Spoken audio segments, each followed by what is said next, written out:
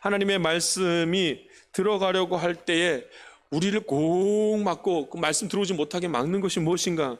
우상을 좋아하고 우상 숭배하는 마음이 우리 가운데 있기 때문이라는 겁니다. 우리 마음에 팽배하고 이미 우리 자리에 마음속에 깊숙하게 자리하고 있는 것 중에 하나는 우상을 섬기는 그 마음과 그 태도가 그 안에 있기 때문이라 이렇게 말합니다. 그러니까 하나님의 말씀을 내 마음속에도 삶의 자리에도 가지고 오지 못하는 것입니다. 우상을 섬기는 사람들의 특징이 첫 번째가 무엇이었었냐면 보니까 신을 눈에 보이게 만들었습니다. 뭐 어떻게 해요? 신을 눈에 보이게 만들어요. 그 신상을 만든 거예요. 신상. 신의 형상을 만들어버린 겁니다. 무한하신 하나님을 유한하신 형상으로 만드는 순간 하나님이 되지 않고 우상이 되어버리고 말았던 것입니다.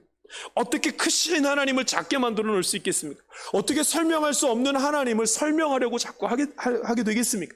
여러분, 하나님의 형상을 구체적으로 설명하려고 하는 순간에 그 전부 다 하나님을 섬기게 되는 것이 아니라 우상 섬기게 되더라는 거예요. 하나님은 보이지 않지만 하나님 뭘 보여주시냐면 하나님이 여러 가지 모습으로 하나님이 일하시는 것을 다양한 방법으로 나타내시는 것입니다.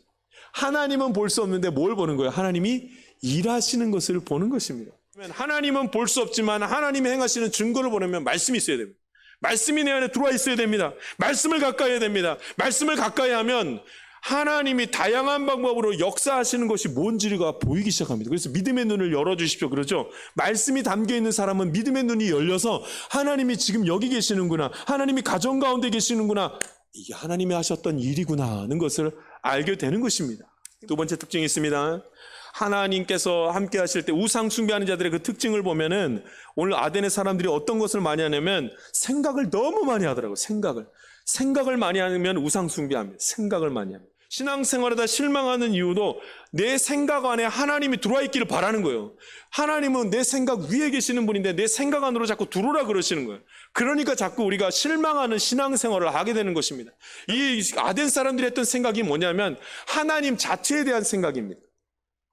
하나님 자체에 대해서 생각한다고 하나님을 알게 되겠습니까? 여러분, 하나님을 알게 되는 것은 하나님이 은혜를 주셔서 믿음이 생겨야지만 하나님을 알게 될 줄 믿습니다.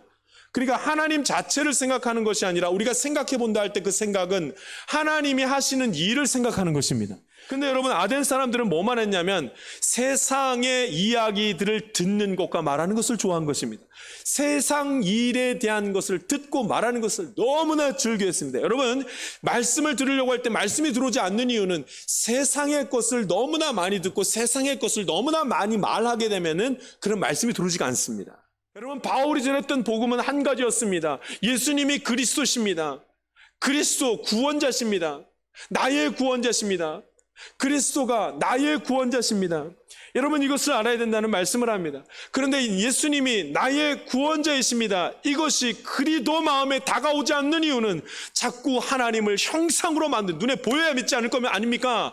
라면서 눈에 보이기를 원하는 겁니다. 예수님이 나의 구원자 되심이 그렇게 다가오지 않는 이유는 하나님에 대한 존재 자체를 자꾸 내가 생각해 보려니까 그 틈이 생기질 않는 것입니다.